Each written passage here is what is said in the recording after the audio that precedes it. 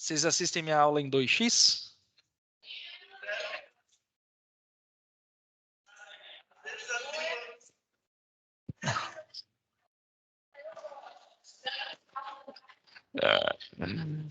É muita facilidade na vida, né? Que vocês têm, né? E vai acabar, e aí vai acabar essa vida mansa de vocês.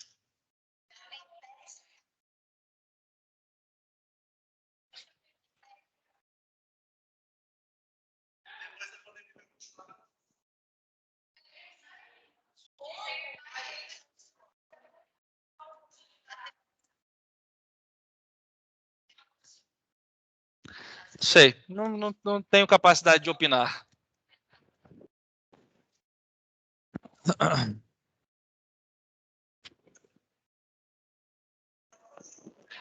Fazer um canal no YouTube e botar minhas aulas.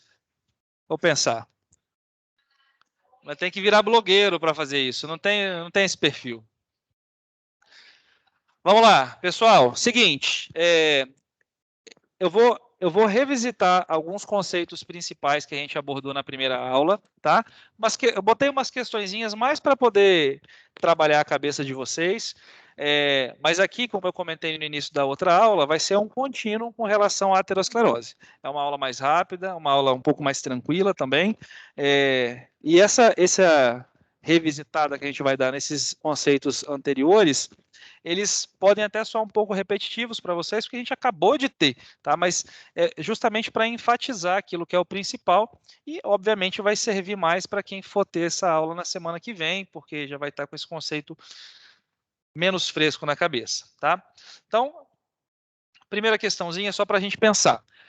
Baseado nos conceitos de anatomia e fisiologia, assinale a alternativa correta. Letra A. A maior parte do fluxo coronariano é direcionado para o ventrículo direito. Né? Aqui está errado, como a gente já discutiu, como a gente já viu, 85% para o ventrículo esquerdo, que tem maior massa. Letra B. A maior parte da perfusão ocorre na sístole. Né? Errado também, 90% ocorre na diástole, apenas 10% ocorre na sístole. Letra C, a coronária direita irriga a maior parte do ventrículo direito e parede lateral do ventrículo esquerdo, tá? Isso aqui poderia até gerar uma certa discussão. A coronária direita, ela vai sempre irrigar o ventrículo direito, então não é a maior parte do ventrículo direito, é todo o ventrículo direito, e normalmente ela vai irrigar a parede inferior, tá? Ela pode até irrigar a parede lateral também, o que previamente a gente conhecia como parede posterior ou parede dorsal, mas classicamente é a parede inferior. Letra D, a dominância coronariana é determinada pela artéria que emite o ramo descendente posterior, tá? Isso a gente discutiu, está correto. E eu cheguei a comentar sobre aquela estrutura que existe no coração chamada crux cordis, tá? Talvez nem todos estejam familiarizados, mas basicamente é o ponto de interseção, onde eu tenho o cruzamento do sulco interventricular posterior com os sulcos atrioventriculares, tá bom? Da parte de trás do coração. E letra E, as coronárias são originadas cerca de 1 centímetro acima da junção sinotubular. Aqui está errado, né? Ela fica acima da junção ventrículo arterial, da ventrículo aórtica, normalmente abaixo da junção sinotubular, tá bom? Então, a resposta correta aqui seria a letra D, tá? Então, 0,7 a 1 centímetro acima das cúspides, então acima da junção ventrículo arterial e não da junção sinotubular. Percorrem ali a superfície epicárdica, como a gente discutiu já, o fluxo coronariano e a irrigação, como vocês já conhecem.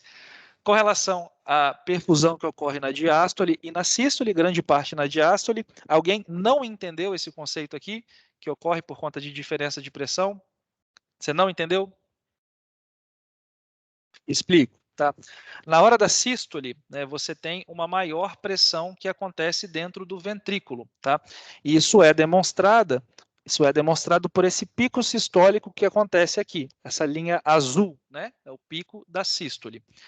Quando ocorre a sístole, em um determinado momento, no início da sístole, você precisa de ter uma maior pressão dentro do ventrículo do que uma pressão aórtica. Por quê? Lembra lá no quinto período que as válvulas semilunares elas se abrem por diferença de pressão. Então eu preciso de ter uma pressão maior no ventrículo para que haja a abertura dessa válvula, senão ela não abre. Tá? Na hora que isso acontece, eu entendo que a pressão intraventricular ela suplanta a pressão aórtica. E quando eu falo de pressão aórtica, eu também estou falando de pressão coronariana. A pressão nos leitos vasculares arteriais principais é sempre a mesma, tá? Na aorta, nas coronárias, nas carótidas, nas artérias renais, nas artérias mesentéricas, 120 milímetros de mercúrio. Então, nesse momento, a pressão ventricular ultrapassa a pressão dentro das coronárias. Então, o fluxo coronariano não consegue ser estabelecido de maneira satisfatória, porque o ventrículo esquerdo, ele amassa as coronárias que estão ali por cima dele. Então, esse fluxo não consegue ser transmitido de maneira satisfatória. Na hora que ocorre a diástole, a pressão ventricular vai a zero. Então, ele relaxa. Então, essa espremida que ele dá ali nas artérias dá uma relaxada, e aí você tem essa janela de pressão diastólica a nível coronariano, menos a janela de pressão, menos a pressão a nível ventricular, e aí você tem essa diferença importante de pressão e o fluxo vai de maneira tranquila. Entendeu? A dominância que eu trouxe para vocês, né, que é a artéria descendente posterior ou ventricular, interventricular posterior, na grande maioria dos casos é de origem direita, certo? Segunda questão. Baseado na fisiopatologia da aterosclerose, assinale a alternativa correta. Letra A. O processo inicial se baseia em sucessivas lesões endoteliais, levando à disfunção endotelial. Tá? Tá correto. Tá? Você tem essas lesões sendo originadas por diferentes mecanismos, estresse de cisalhamento, inflamação crônica. Então, tem várias coisas que podem ocorrer, mas que no fim das contas elas vão levar à disfunção endotelial. A letra B, a disfunção endotelial leva à invaginação de moléculas de HDL e VLDL. Já vimos que não, né? É LDL e VLDL, ok? A HDL é uma molécula que faz o transporte reverso de colesterol. Ela tem a capacidade, o potencial anti-aterogênico. Letra C, quanto maior, melhor. Só comer aveia. Come aveia pra caramba que o HDL sobe. Letra C. As células espumosas desempenham uma função chave na aterosclerose, sendo originada pela invaginação de células musculares lisas no interior de macrófagos. Vimos que não. A formação da célula espumosa se dá pela invaginação de moléculas de LDL e VLDL para o interior dos macrófagos. Letra D, a placa coronariana estável, caracteristicamente apresenta capa fibrótica espessa, correto, e grande núcleo lipídico. Aqui está errado, né? A placa estável vai ter uma capa espessa e um núcleo lipídico pequeno e pouco inflamado. Isso. E letra E, o início da aterosclerose se dá nas primeiras décadas de vida, sendo seu desenvolvimento determinado unicamente por fatores genéticos. Obviamente que não, os fatores ambientais influenciam em muito nisso daqui, né? Então aqui a célula espumosa que a gente discutiu, né, cheia de LDL oxidado, VLDL e a placa aterosclerótica, como eu comentei, uma capa fibrótica espessa e um núcleo pequeno, tá? Em comparação, óbvio, à célula, a placa instável aqui, que tem um núcleo horroroso, né? Com uma capa fibrótica bem fininha, tá bom?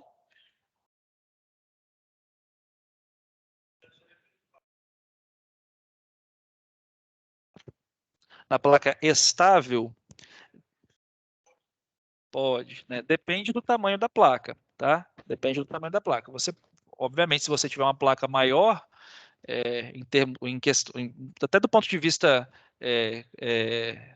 percentual, esse núcleo lipídico vai ser maior, né? Mas não é a característica básica dela. A característica é que ele seja pouco inflamado, o núcleo menor, entendeu? É... Oi? Subendotelial, é abaixo do endotélio, tá? Só um ponto importante com relação às placas instáveis, que eu não me lembro se eu comentei isso de maneira muito clara. Eu não preciso de ter uma placa que cause uma estenose significativa para que ela tenha o potencial de rompimento, tá?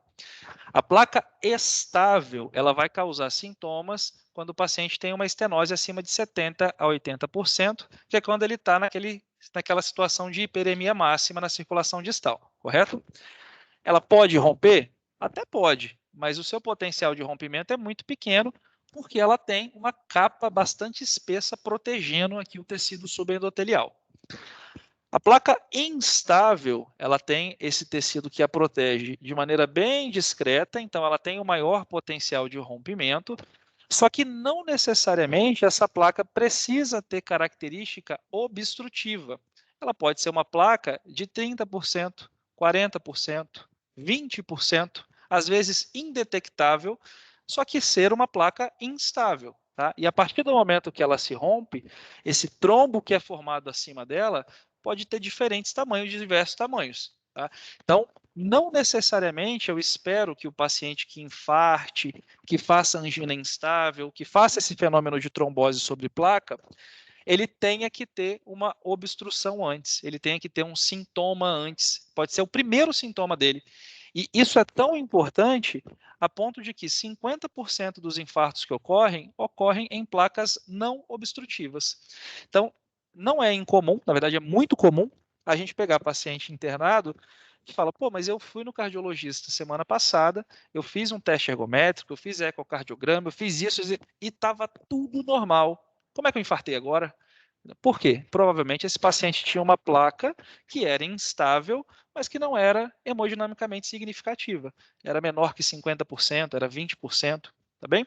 Então, a instabilização da placa não necessariamente ocorre nessas placas mais importantes. A placa ser instável, inflamação sistêmica. Basicamente isso, inflamação sistêmica, tá? Oi, você já gastou, já perguntou.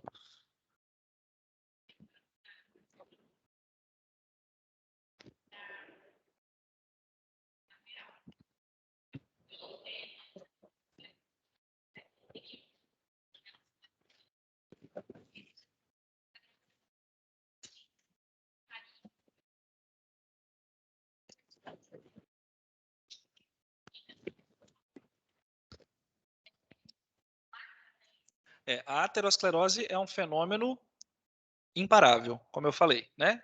Ela vai acontecer. Se você tem hábitos de vida saudáveis, se você faz um tratamento adequado de suas doenças, você pode até ter uma estabilização desse processo. E aí a neovascularização vai fazer com que o paciente fique assintomático, entendeu? Só que a longo prazo, mesmo nesses pacientes que estão mais estáveis, ela vai desenvolver de maneira lenta e progressiva. Tá? Então, o paciente que faz, seu conceito está correto. O paciente que faz neoangiogênese, neovascularização, ele vai ter menos isquemia, porque ele, né, vai buscando outros caminhos ali para poder fazer esse sangue chegar. Tá?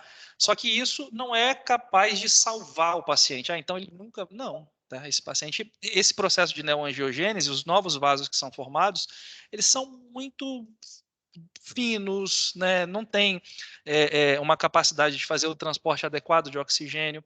Né? Lembra que eu mostrei aquela imagem lá da artéria epicárdica, os vasos pré-arteriolares e aquela constelação de microcirculação? A neovascularização não tem o potencial de gerar isso daí. Então, o paciente eventualmente vai apresentar sintomas mesmo tendo vasos neoformados, entendeu? Só que, novamente, seu conceito está correto, isso acontece, isso tem o potencial de gerar menos isquemia, mas a gente observa na prática que não é o potencial de salvar o paciente por isso.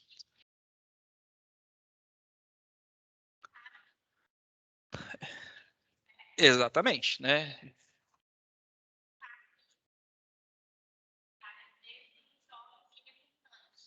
Não é uma regra isso, né? Mas isso acontece, e não necessariamente isso é por conta da idade.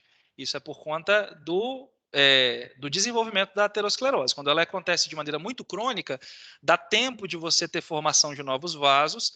Consequentemente, o paciente pode ter infarto sem ter sintoma, porque você tem circulação colateral, entendeu? Então você vai ter normalmente uma doença muito grave com um paciente pouco sintomático.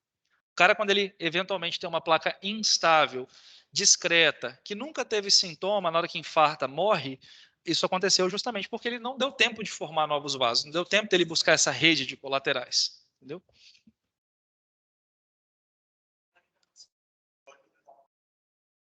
Pode, pode. Entendeu? Isso, inclusive, é uma das justificativas ali no COVID, da inflamação sistêmica. A gente observa uma taxa elevada de infarto em pacientes que estão sépticos, em UTI, enfim, qualquer condição inflamatória aguda também pode gerar instabilização.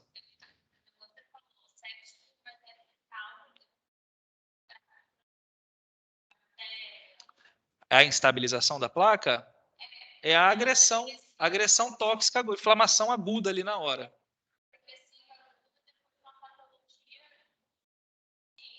A inflamação, a sepse, né? O paciente fica séptico ali 10 dias. Ela não vai ter o potencial de gerar uma placa, né? Ela vai instabilizar, ela pode instabilizar a placa que o paciente já tenha. Entendeu?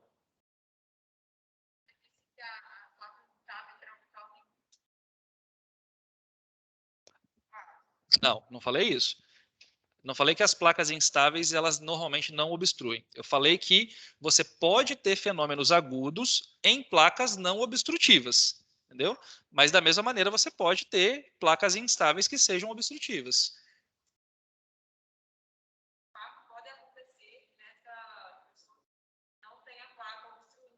Isso. Rompimento de placa. Exatamente. Exatamente. Tá? São duas doenças, na hora que a gente vai pensar na parte clínica lá, que o paciente tem uma síndrome coronariana aguda ou tem uma doença coronariana estável, o cara que infarta e o cara que tem angina estável, são duas doenças completamente diferentes. De um lado, na angina instável, na síndrome aguda, eu tenho o fenômeno de trombose sobre placa, é agudo, é o paciente em repouso.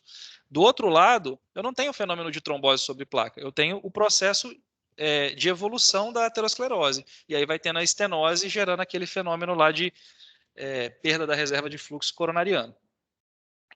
Ok? Oi.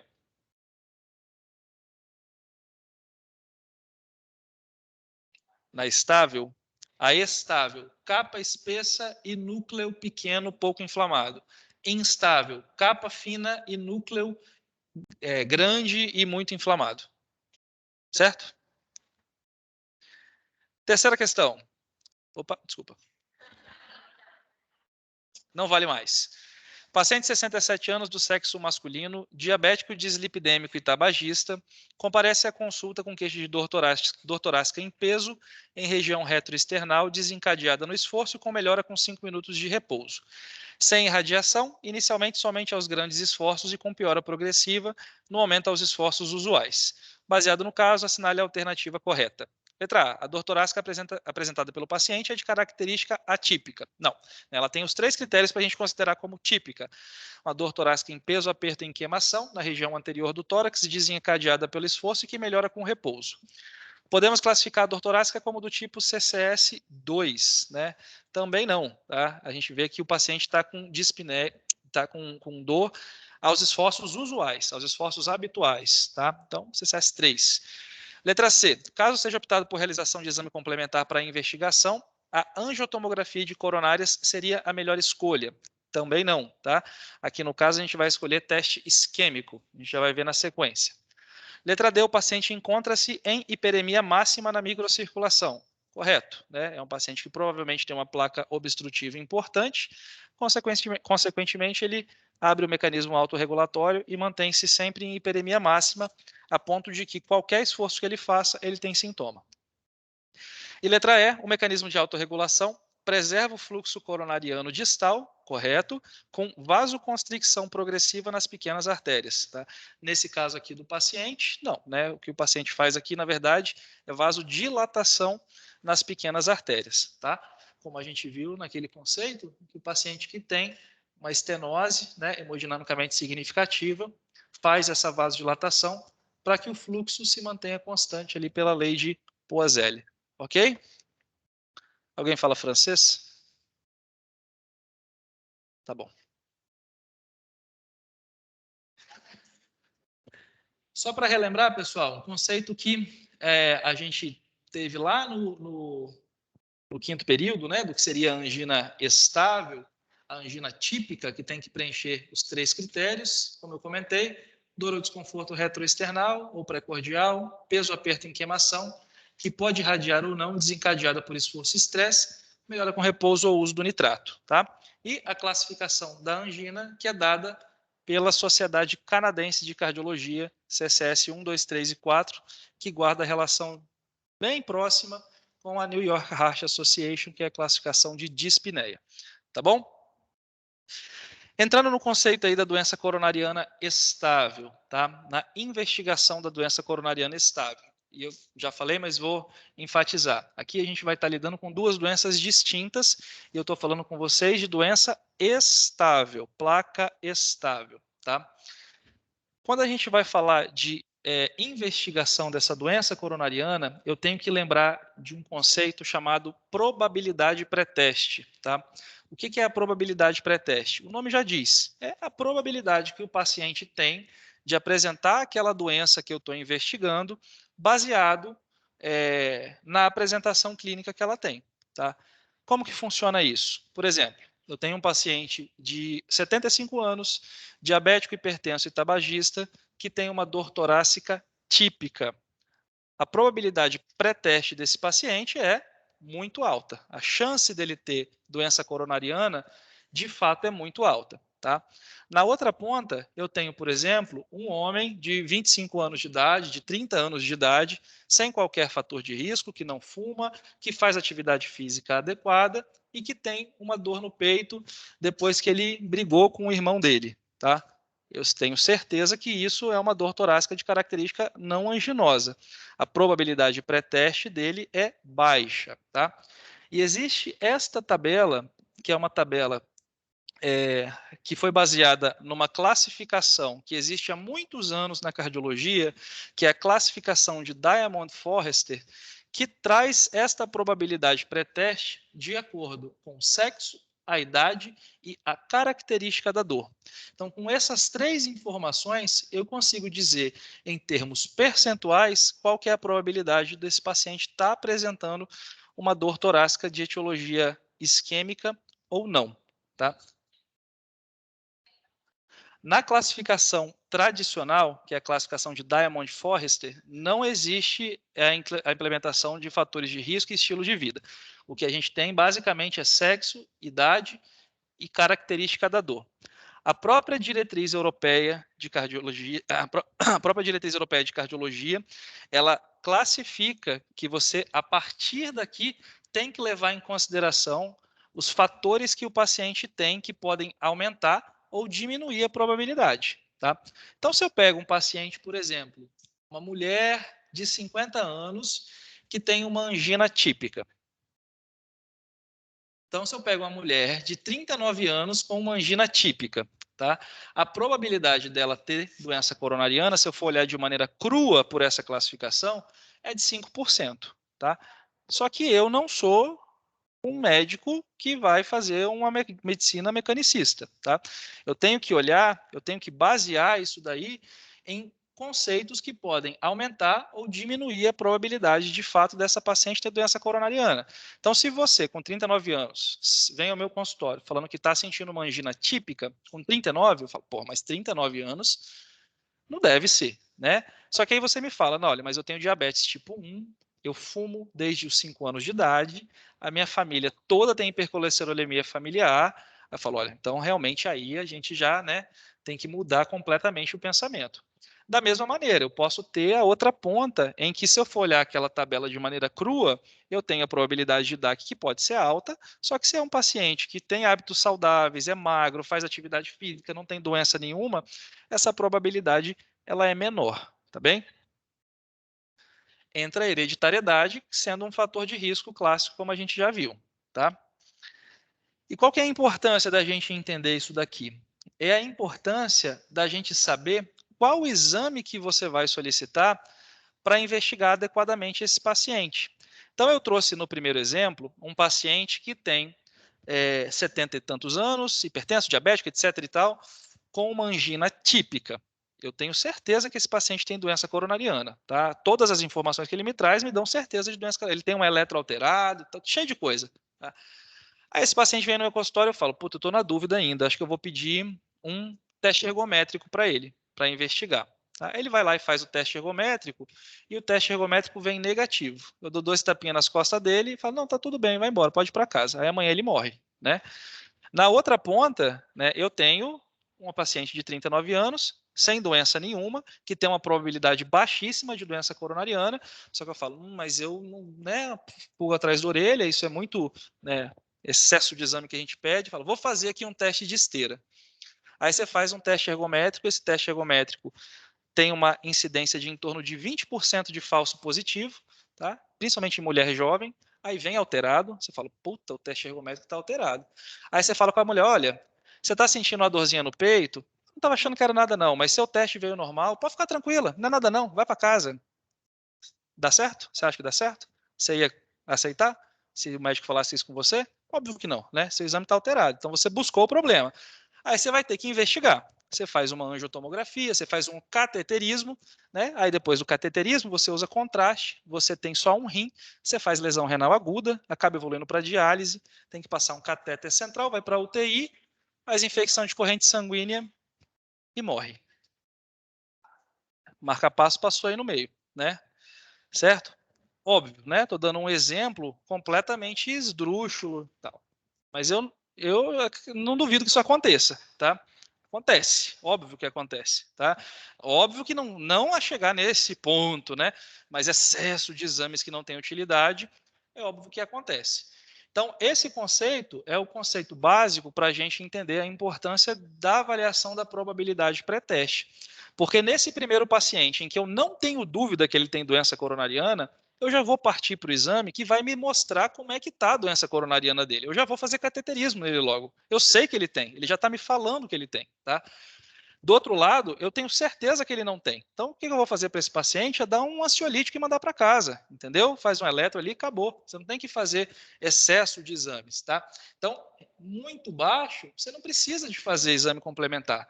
Muito alto, aí você vai fazer angiografia direta, tá? E aqui no meio? Aqui no meio, justamente, é que se encontram os exames de avaliação de isquemia e a angiotomografia coronariana, tá? E de maneira bem básica, quando o paciente tem uma probabilidade de intermediária a baixa, e isso eu dou em números de 15 a 50%, eu vou optar por fazer a angiotomografia. E se o paciente tiver uma probabilidade de intermediária a alta, eu tendo a optar por testes de isquemia, ok? Então, a angiotomografia ela vai ser melhor para descartar a doença coronariana. É aquela que eu estou em cima do muro, mas eu estou mais tendencioso a de que não seja doença coronariana. A dor não é muito típica, não tem nenhuma alteração nos outros exames. Paciente que tem aí uma probabilidade menor de doença coronariana, tá certo? E os testes de isquemia, eles vão servir principalmente para confirmar a doença coronariana. É quando eu já estou levantando uma suspeita maior. Não é aquele óbvio que eu tenho certeza que ele tem. Esse eu nem faço teste isquêmico. Eu vou direto para o cateterismo. Mas no paciente em que eu estou suspeitando uma probabilidade intermediária alta, aí eu tendo a fazer testes isquêmicos. Um deles. Eu vou falar de todos eles. Não sei. Eu também não sei. Não, existe até indicação para fazer teste de esteira em assintomáticos, tá? Mas o ponto de corte básico é acima de 40 anos. E também não tem indicação. Não. Fez errado. Risco cirúrgico, você precisa de anamnese e exame físico. E aí, dependendo, eletro e alguns exames complementares. E aí, dependendo muito, em raríssimos casos, um teste ergométrico. Mas a roda precisa girar, né?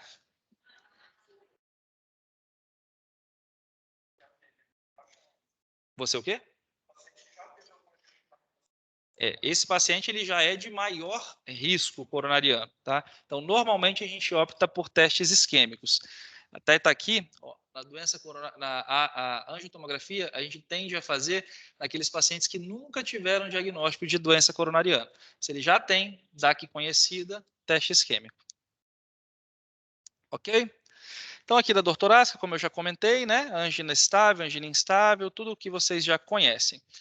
Vamos lá, processo de isquemia, tá? Como eu comentei com vocês, né, a aterosclerose ela tende a ser um processo muito longo, muito crônico, e ela vai seguir assintomática por várias décadas, tá? Sendo que os sintomas eles tendem a aparecer quando o paciente tem placas estáveis que vão reduzir o lumen arterial em mais de 70%. Tá bom?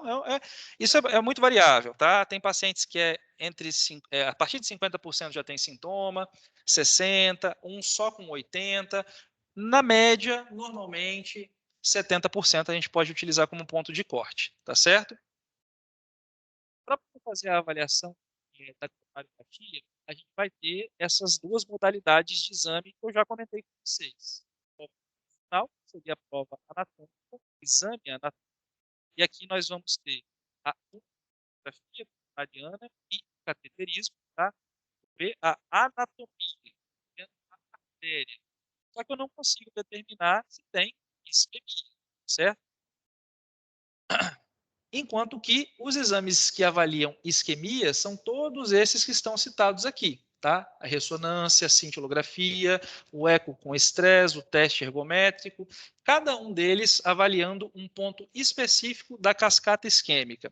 O que é a cascata isquêmica? A partir do momento que o paciente começa a desenvolver esse desbalanço entre oferta e consumo, esse processo de isquemia, inicialmente o que ele tem é exclusivamente uma alteração de metabolismo, é uma alteração de perfusão que vai fazer alteração de metabolismo. Poucos exames conseguem avaliar metabolismo, tá? E os principais são a ressonância nuclear magnética e a cintilografia miocárdica. A partir do ponto que há uma perpetuação, né, dessa cascata isquêmica, eu começo a apresentar outras alterações que eu posso detectar em outros métodos. Então, depois de alteração metabólica, eu começo a perder função diastólica. O coração ele passa a perder a capacidade de complacência.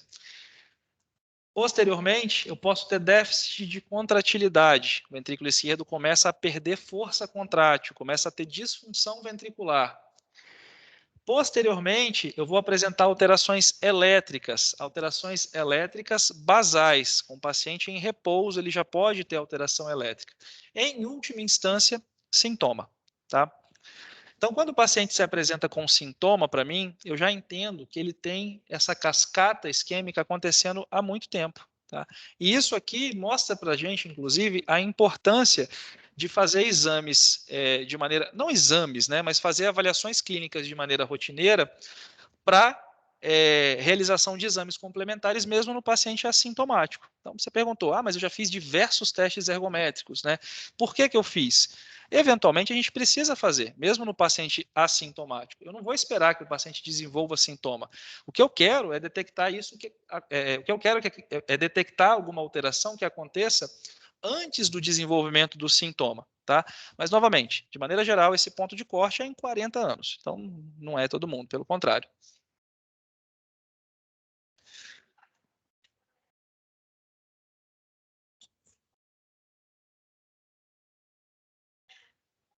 Sim.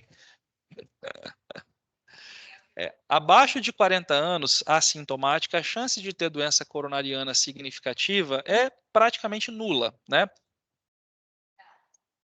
Sim.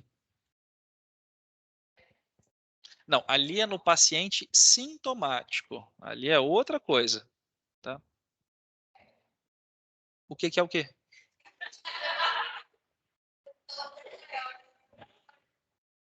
Tem menos que 40 anos, não tem chance, vai morrer. Se tiver Não, tô brincando, tá? Não. O ponto de corte que os estudos mostram que você tem um desenvolvimento de alterações ateroscleróticas, isso a nível populacional, tá? Obviamente. Eu não, a medicina individualizada ela tem que ser baseada na medicina populacional global e eu posso individualizar.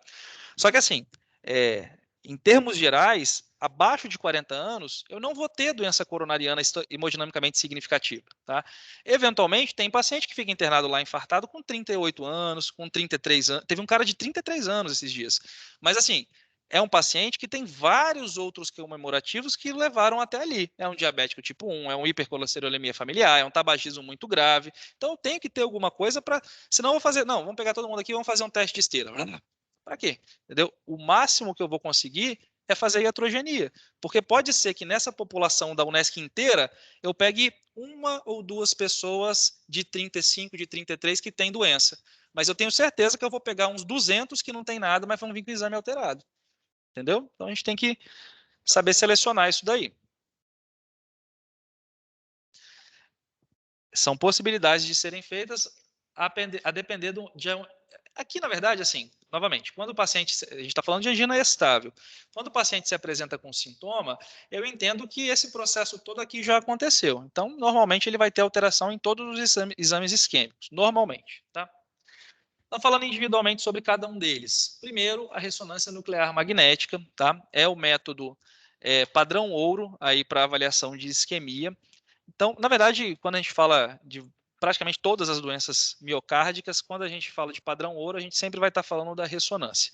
O grande problema da ressonância é que é um exame ainda de custo muito elevado e que necessita de uma logística um pouquinho mais complexa, né? Você precisa de ter um centro que faça a ressonância, você precisa de um avaliador que saiba interpretar de maneira satisfatória. E como eu já disse, né, o custo acaba sendo o pior, tá?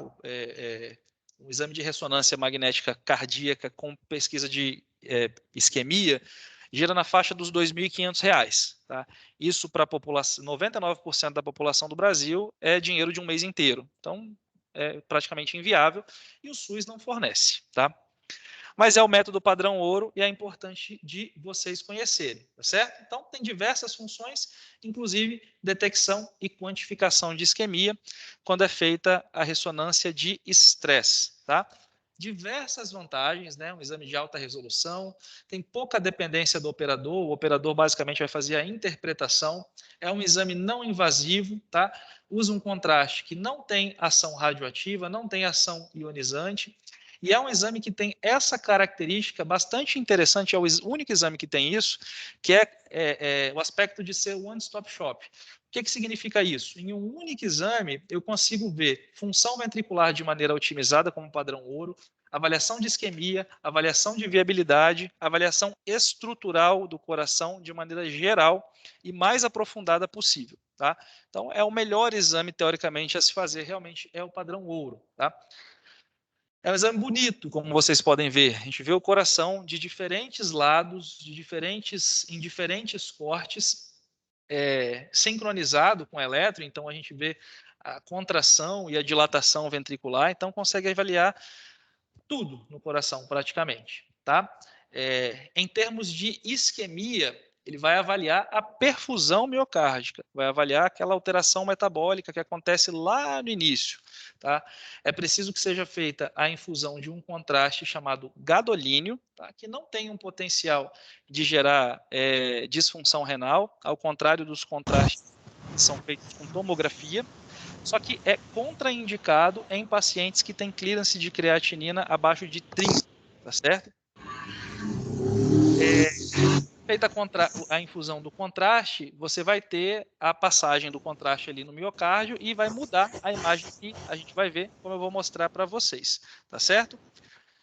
Basicamente, o que a gente faz nesses exames isquêmicos é uma análise comparativa. Eu faço a análise no repouso e a análise no estresse. E a partir da diferença de perfusão no repouso e no estresse, eu consigo estabelecer se esse paciente tem isquemia ou se esse paciente tem fibrose, como eu vou mostrar para vocês mais à frente.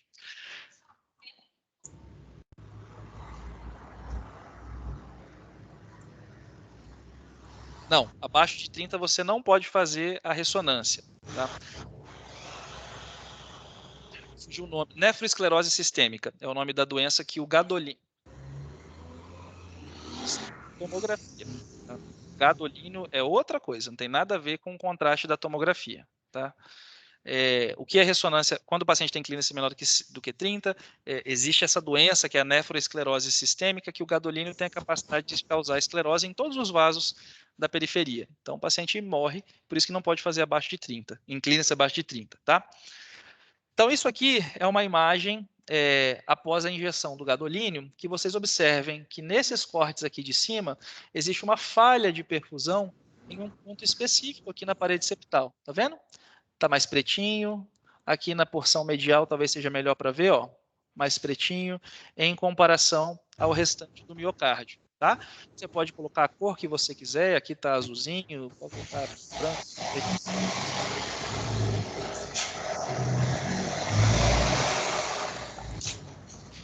E como que a gente faz essa avaliação que eu comentei com vocês do que é isquemia e do que é fibrose? Tá? Fibrose é quando o paciente já teve algum evento naquela região, já teve algum processo patogênico naquela parede e evoluiu com necrose muscular, está com fibrose, perdeu a musculatura. Tá? A isquemia é quando o paciente ainda não desenvolveu a fibrose, mas está em vias, né? Está fazendo um processo isquêmico local. O que a gente faz basicamente é a comparação da perfusão em repouso e da perfusão no estresse.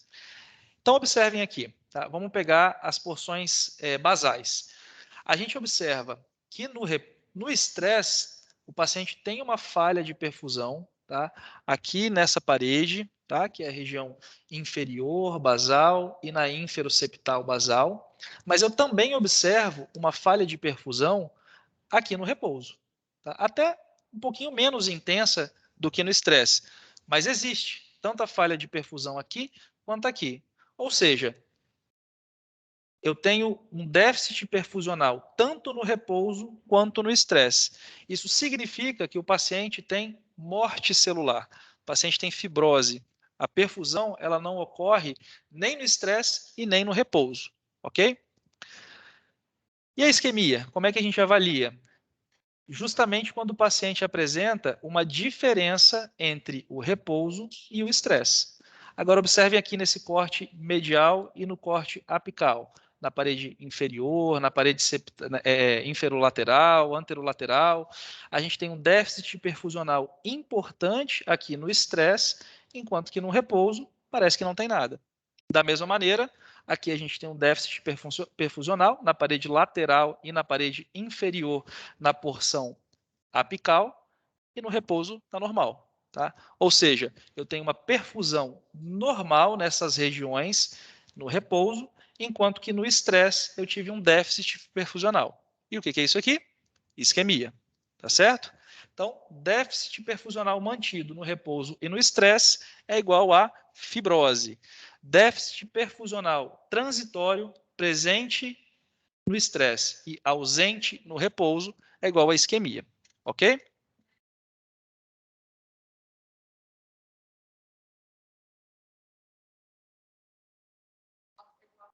Isso. Paciente? Não. Fibrose é morte celular.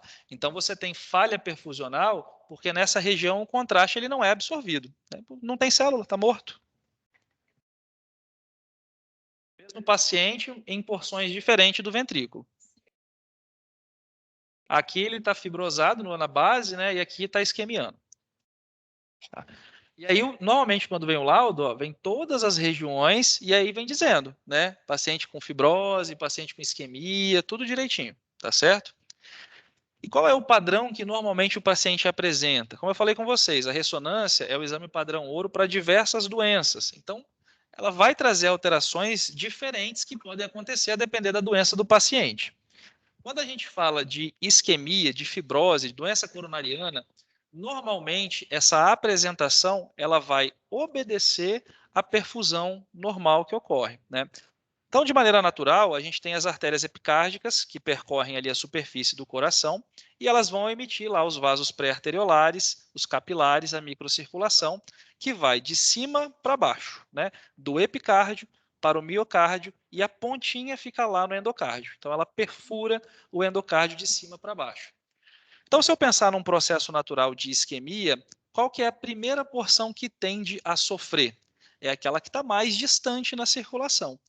Então, quando eu vejo alteração relacionada ao processo isquêmico, normalmente o que eu tenho é uma isquemia que vem de baixo para cima, do endocárdio para o epicárdio.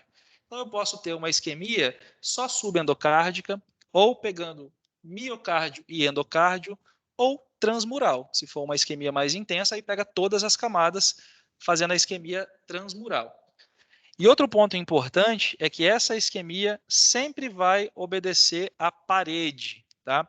Então, não faz sentido, por exemplo, o paciente trazer uma falha perfusional, mesmo que seja subendocárdica, na parede anterior, um pedaço da porção medial da parede, na parede lateral, um pedaço no ápice.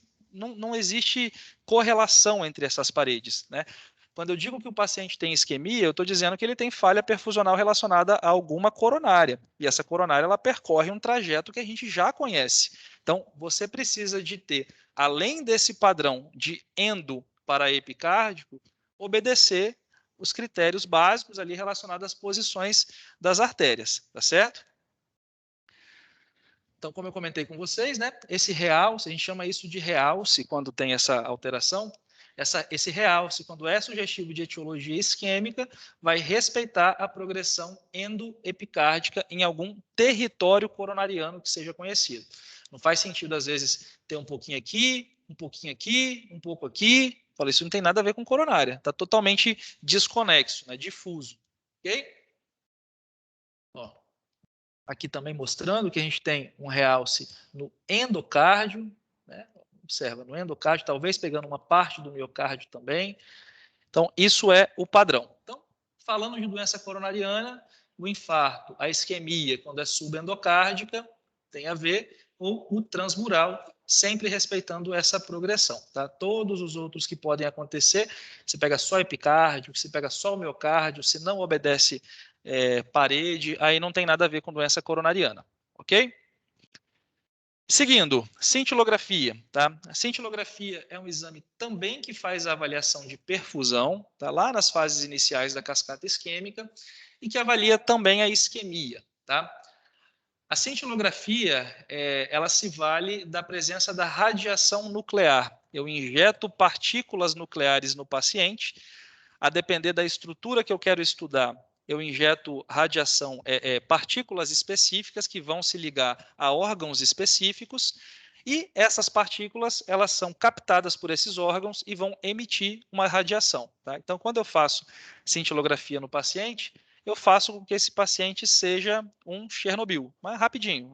Ele vai emitir radiação, mas é uma coisa rápida. Tá?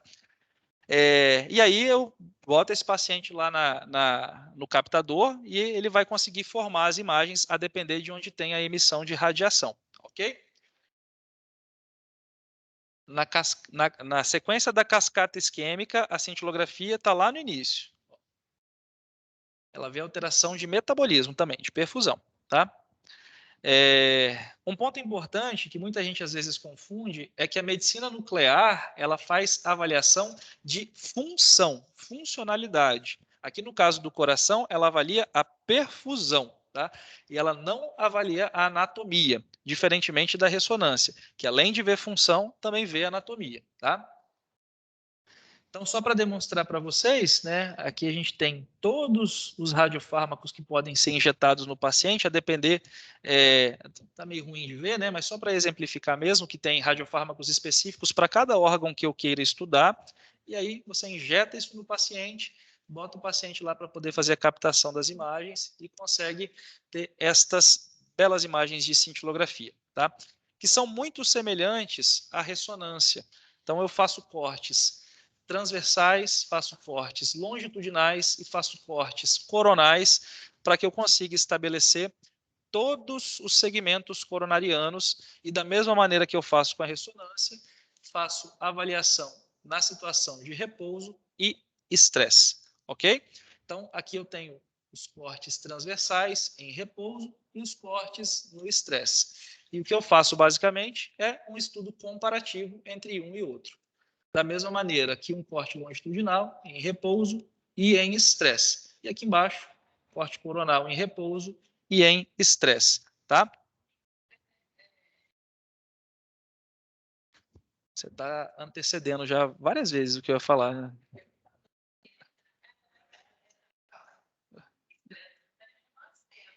Exatamente. Quando você submete o paciente a um estresse, tá? O radiofármaco, você pode fazer o estresse físico ou farmacológico, tá? Na ressonância, só existe a possibilidade de fazer estresse farmacológico. Então, o paciente vai estar deitado lá na ressonância, você injeta uma substância que gera um estresse miocárdico, farmacológico, né? E capta a imagem ali na hora, todas as alterações que podem acontecer, né? O paciente, quando ele faz a cintilografia, o radiotraçador, a gente fala que ele tira uma foto. Ele passa no coração no momento de estresse e tira uma foto. Então, se eu pegar esse paciente e submeter ele a um estresse físico, a um teste ergométrico, corre, injeto, na hora que o cara está no pico do esforço, eu injeto o radiofármaco. O radiofármaco vai lá no coração e tira essa foto. Tá? Ele tem esse efeito que a gente chama de efeitos de primeira passagem. Na hora que ele passa ali, ele tira aquela foto e aquela vai ser a imagem gerada. E aí eu tenho tempo de, com calma, pegar esse paciente, levar ele lá para a máquina que vai fazer a captação da imagem. Até 1 hora após a injeção do radiofármaco, o radiofármaco continua lá exercendo seu efeito, e aí eu consigo fazer a imagem de estresse. Tá? Antes ou depois, eu faço a imagem de repouso e consigo fazer o comparativo entre os dois. Entendeu? Então, esse estresse, né, no ponto na cintilografia, ele pode ser um estresse físico, como eu comentei, né, a esteira, ou eventualmente uma bicicleta ergométrica, ou estresse químico, que aí a gente vai chamar de estresse farmacológico. E aqui eu posso utilizar diversas medicações, dipiridanol, adenosina, dobutamina. Vocês não precisam se apegar a essas. Existe diferença entre cada uma delas, tal, mas não precisa se apegar a isso. Basicamente, entender que a gente pode submeter o miocárdio a um estresse aqui, não necessariamente precisar botar o cara na esteira para morrer lá de correr. Pode ser feita só a medicação que eu estresso o coração da mesma maneira, tá certo? E aí, como eu fiz na ressonância, cada segmento miocárdico eu vou pontuar e estimar o grau de isquemia. Então, só para mostrar um exemplo para vocês, vamos pegar esse corte aqui longitudinal, a gente vê a imagem em repouso e observa que na imagem de estresse você tem uma falha de perfusão, tá? Aqui na parede anterior, em comparação à imagem de repouso. Tá vendo? Consegue ver? Conseguiram ver? Dá para ver direitinho? Tá? Então, aqui comparação aqui tem uma diferença. Nos cortes transversais, a gente também consegue observar. Aqui eu tenho uma perfusão satisfatória, enquanto aqui eu tenho uma falha perfusional. Perfusão, falha perfusional. Tá? Isso aqui o médico nuclear consegue pontuar, a depender de cada segmento coronariano, aí ele vai me dizer, ó, aqui eu tenho tantos por cento de isquemia, aqui tantos por cento, aqui tantos por cento, tantos por cento. No fim das contas, ele vai me falar, ventrículo esquerdo com isquemia nas regiões tal, tal e tal, de tantos por cento. E a depender disso daí, eu estabeleço o meu tratamento, tá? Da mesma maneira que na ressonância, eu consigo ver, além da isquemia, a fibrose também. Novamente, fibrose, eu tenho célula morta naquela região. Então, eu não vou ter a captação da imagem, tá? Então, eu tenho tanto no repouso quanto no estresse uma falha perfusional. Não há diferença. Eu tenho falha perfusional tanto no repouso quanto no estresse. Isso aqui é fibrose, é o paciente que já perdeu. Mesmo conceito lá da ressonância, ok? Ok? Dúvidas?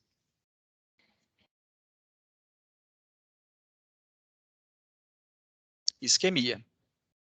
Ressonância, cintilografia, isto.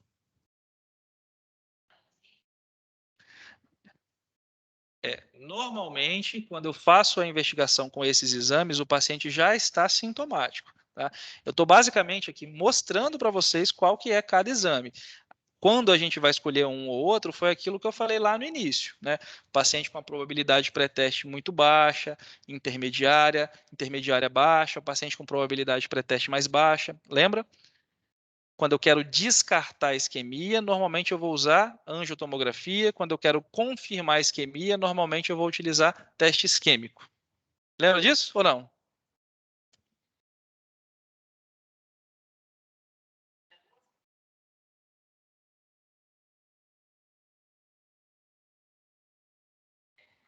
Lembra disso?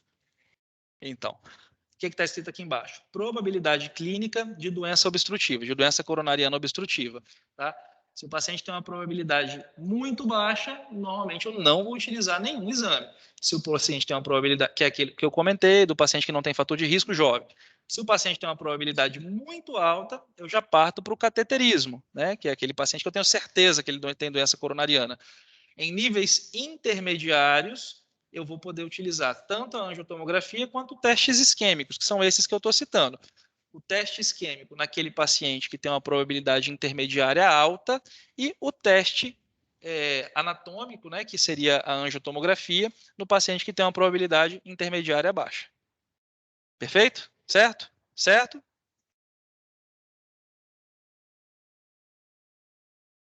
calor não, gente, pelo amor de Deus.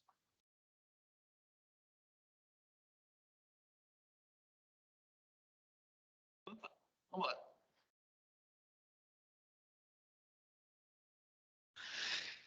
Seguindo nos exames isquêmicos não invasivos, outra opção que a gente tem é o ecocardiograma de estresse, tá certo? O eco de estresse, ele já vai avaliar as alterações de contração. Ele é um pouquinho mais à frente, né, naquela cascata isquêmica. Quando a gente tem primeiro alteração de perfusão, depois alterações na função diastólica, depois eu posso ter alterações contráteis, tá bem? Vai avaliar então a isquemia baseado nessas alterações segmentares de contratilidade.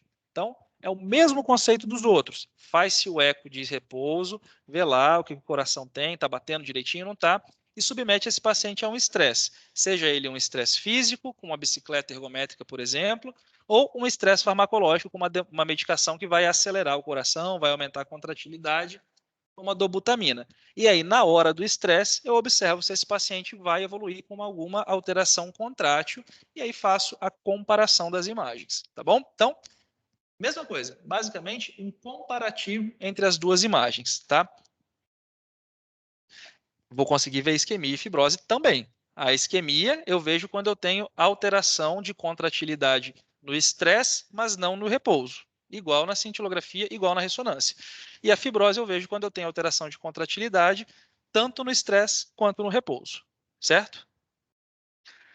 Além de avaliar isquemia e fibrose, ele também consegue avaliar um ponto importante, que é a reserva miocárdica, tá? Que é a presença de viabilidade miocárdica. Eventualmente, o que seria esse conceito de viabilidade? Eventualmente, o paciente que tem fibrose em alguma parede, por exemplo, uma fibrose na parede anterior, essa fibrose ela pode ser muito extensa e dentro daquele miocárdio fibrosado, eu posso ter áreas de miocárdio que estão simplesmente hibernados e não necessariamente mortos, tá certo? Então, dentro daquela área de fibrose, eu tenho fibrose, mas tenho áreas ainda de miocárdio vivo que estão ali paradão, adormecido, tá? Por conta de um processo de isquemia bem crônica, ele pode ficar hibernado. Quando eu faço uma avaliação de isquemia, se eu simplesmente avaliar isquemia e repouso, o que ele vai mostrar para mim no exame é fibrose. Ele não consegue fazer essa diferenciação. É só fibrose, tudo é fibrose. O miocárdio está parado, é como se a célula tivesse pausada, congelada, tá? Não capta, é fibrose. Só que, eventualmente, quando essa área isquêmica é muito grande, existe uma importância de conseguir detectar se ainda há áreas que sejam passíveis de tratamento. E isso a gente chama de viabilidade miocárdica. Às vezes, dentro daquela área ali que está toda fibrosada, eu posso ter regiões ainda que sejam passíveis de salvamento.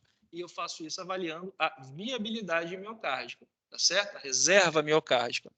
E, eventualmente, uma área que eu pensava que estava totalmente morta, eu posso recuperar fazendo um tratamento de revascularização adequado, tá certo? E o ecocardiograma é o exame que consegue detectar isso, né? A partir de protocolos pré-estabelecidos, quando é feita a infusão de dobutamina em baixa dose de maneira constante, tá? É protocolo, a gente consegue estabelecer que eventualmente tem viabilidade em algumas paredes. Então é uma informação adicional que ele consegue trazer para a gente também. Além de, obviamente, conseguir fazer avaliação de anatomia, avaliação das válvulas. O ecocardiograma tem uma importância na avaliação anatômica bem interessante também, tá certo? Como eu já falei, né? O ecocardiograma de estresse pode fazer com estresse físico ou estresse químico, e é um exame que tem um custo muito menor, é muito mais fácil de ser executado, mas é um exame que depende muito de quem está fazendo. É um exame operador dependente. Então, quando a gente solicita um ecoestresse, normalmente a gente tem um médico de confiança, fala, não, ó, vamos fazer, mas faz com esse médico, porque a gente sabe que é muito examinador dependente, como qualquer exame de ultrassom, na verdade, né? Torácico. Último exame, teste isquêmico, que é o teste ergométrico, tá? O teste ergométrico, o que ele faz basicamente é submeter o paciente a uma situação de aumento do consumo de oxigênio, e se o paciente não tiver a capacidade de aumentar a oferta de oxigênio, ele vai ter um desequilíbrio nessa balança de oferta-consumo, ok? Só relembrando, o débito cardíaco, ele vai ser a relação do volume sistólico pela frequência cardíaca. Então, quando eu submeto o paciente a um teste ergométrico, eu tenho um aumento da frequência cardíaca, um aumento da contratilidade, consequentemente, eu aumento o débito cardíaco, aumento a necessidade de oxigênio e eu preciso de ter uma maior oferta de oxigênio, tá certo? Só para mostrar para vocês que existem diferentes modalidades de se realizar o teste ergométrico, a esteira, que é o mais comum, mas bicicleta, eventualmente num cicloergômetro, e o teste cardiopulmonar, que é um pouquinho mais avançado, que faz, além da avaliação cardíaca, a avaliação na troca gasosa também, que a gente precisa fazer em algumas situações. Tá? Ele consegue analisar diferentes variáveis, né? Variáveis clínicas, hemodinâmicas, anatômicas, eletrocardiográficas, metabólicas e ventilatórias, no caso de pacientes no caso que eu for realizar a ergoespirometria, né, o teste cardiopulmonar. E tem diversas indicações. No nosso escopo, o que a gente está avaliando é o paciente em que eu estou buscando isquemia, certo? Como que eu vou observar as alterações no teste ergométrico? O que eu tenho são alterações eletrocardiográficas. E estas alterações eletrocardiográficas, basicamente, vão se comportar como um infradesnivelamento do segmento ST, tá certo? Então, o que eu tenho é um infra do segmento ST, que pode ter diversas características, um infradescendente, um infraconvexo, um infrahorizontal, e todos eles são patológicos, certo? O infraascendente é normal, exceto o ascendente lento, mas aí é muito específico. Basicamente, o que a gente vai buscar é um infradesnivelamento de segmento ST, tá? Que não é difícil de ver, tá, pessoal? Observe, infra, brutal e bizarro, infra de ST, supra de AVR, né, que também pode acontecer, infra para tudo que é lado. Bom, infra de ST, infra de ST, infra de ST. Então, a gente observa isso no estresse. Eu submeto o paciente ao estresse e, a partir do momento em que ele aumenta ali o débito cardíaco, ele começa a apresentar as alterações eletrocardiográficas relacionadas à isquemia. Qual que é a importância principal do teste ergométrico? A sua disponibilidade, um exame de baixíssimo custo, que tem uma disponibilidade bastante ampla. Ele traz informações relacionadas à isquemia e traz outras informações prognósticas importantes. Variáveis hemodinâmicas, avaliação de arritmias, variáveis metabólicas, como eu já trouxe para vocês, tá certo? Um ponto que se discute muito com relação ao teste ergométrico é que ele vai avaliar o final da cascata isquêmica, como eu mostrei para vocês. Né? Está aqui na alteração elétrica. No paciente que é sintomático, isso não faz tanta diferença, porque teoricamente ele já passou isso aqui tudo, então eu consigo ver muito bem. Tá? Só que no paciente assintomático, a depender da indicação, se tiver indicação, talvez seja um exame que a gente não consiga alcançar aquilo que a gente está buscando. Tá bom? Mas tem diversas situações que um é melhor do que o outro. Certo? Hã? Última pergunta. Baseado nos seus conhecimentos acerca do teste ergométrico não invasivo, assinale a alternativa correta. Essa já foi, né, Sonso? Não foi. Vocês me enganaram. Letra A. O teste ergométrico tem o potencial de avaliar diversas variáveis, sendo, portanto, padrão ouro na presença de isquemia. Não. Padrão ouro é a ressonância, ok? Pesquisa de isquemia. Vamos lá. Testes isquêmicos não invasivos. Letra A. Teste ergométrico tem o potencial de avaliar diversas variáveis, correto, sendo, portanto, o padrão ouro na pesquisa de isquemia. Quem é padrão ouro? Ressonância. Letra B. A angiotomografia de coronárias é o exame de escolha para pacientes com doença renal crônica terminal. Tá? Aqui não pelo uso do contraste. Tá? Quem não conhece ainda, você não pode fazer. Tá? Letra C. A cintilografia miocárdica tem a vantagem de ser padrão ouro na avaliação de isquemia e já está errado, tá? E outro ponto, a cintilografia não tem a capacidade de avaliar a morfologia do miocárdio, só avalia perfusão, só isquemia. Quem consegue ver morfologia é ressonância e ecocardiograma. Letra D. A segmentação coronariana divide o coração em 19 segmentos. São 17 segmentos. Essa eu marquei como correta? Vocês estão espertos, hein? Deve ter sido falha de digitação, ou eu botei errado aqui, a letra E, vamos ver. Eu não lembro, né? A presença de áreas de hipoperfusão no repouso e no estresse na ressonância determina a presença de fibrose. Essa aqui está certa, né? Na verdade, a letra E, tá? Como eu comentei, como a gente tem hipoperfusão no repouso e no estresse, fibrose.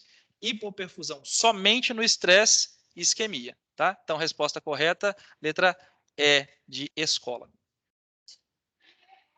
Certo, pessoal? Tchau para vocês. Espero.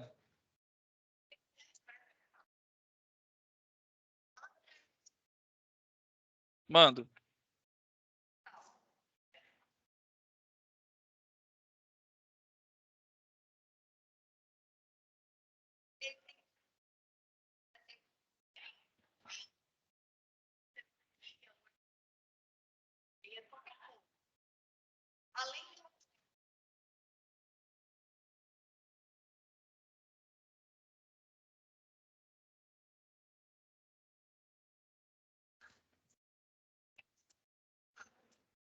Não, não, sim, os melhores acabam sendo mais caros mesmo, né? É, você tem que, assim, se você for olhar lá a probabilidade pré-teste, isso no paciente sintomático, você tem a probabilidade pré-teste e tem, depois da probabilidade pré-teste, toda a miríade de outras coisas que você pode encontrar que aumentam ou diminuem a probabilidade, né? Se o paciente tem fator de risco, se o paciente já tem isquemia prévia, se o paciente não tem nada de fator de risco, isso aumenta ou diminui. Isso acontece no paciente também assintomático. Isso. Quando a gente vai estudar isso daí, a gente sabe que a cascata isquêmica ela vem assintomática ao longo do tempo, então por isso que a gente tem indicação de fazer alguns exames. O ponto de corte geral, como eu falei, populacional é 40 anos. Só que as diretrizes mesmo trazem, os estudos trazem que, a depender da apresentação clínica do paciente, né, se o paciente é uma hipercolesterolemia familiar, se o paciente é um diabético tipo 1, ele tem indicação de fazer antes. Quando que é antes? Não existe resposta certa para isso, entendeu? Não existe, porque é muito individual, é individualizar o paciente para saber quando que você vai buscar, tá? Entendeu? Mas o quê? Eu, Alex, num paciente assintomático, o que a gente faz normalmente é o teste ergométrico, tá? Isso, exatamente. Isso, eu consigo estabelecer diversas alterações no teste ergométrico. Não faz muito sentido, num paciente assintomático abaixo de 40 anos, fazer já uma ressonância de coração, entendeu? Mas é muito caro, que não tem muito porquê.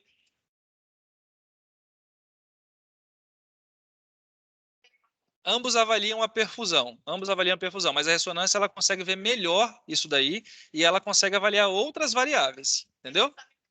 É melhor, é melhor. Só que assim, a gente fica pensando, e principalmente pensando na gente, fala, puta, então se eu acho que eu vou fazer uma ressonância de coração então, para ver, porque, né, vou fazer. Aí não tinha nada, fala, pô, ano que vem, pô, acho que eu vou fazer de novo. Vai que eu tenho uma doença aqui que... Se a gente for pensar dessa maneira, eu vou querer fazer uma ressonância de corpo inteiro todos os anos para procurar, entendeu? Só que isso não existe porquê de se fazer isso, porque você tem que basear a sua pesquisa é, na prevalência das doenças. Então, eu vou pesquisar doenças que existe uma chance muito, muito baixa de acontecer, e eu sei que os efeitos colaterais do exame podem me trazer problemas maiores. Entendeu? Eu posso descobrir posso ter falso positivo que vai me trazer problema maior. Eu posso encontrar coisas que eu não esperava, incidentalomas, que podem ser benignos, mas que vão me preocupar e vão fazer com que eu me submeta a uma cirurgia, por exemplo. Entendeu? Então, é um pouco difícil. A gente tem uma preocupação excessiva no sentido de que, pô, eu quero procurar antes do problema acontecer, né? Só que não faz muito sentido esse aspecto.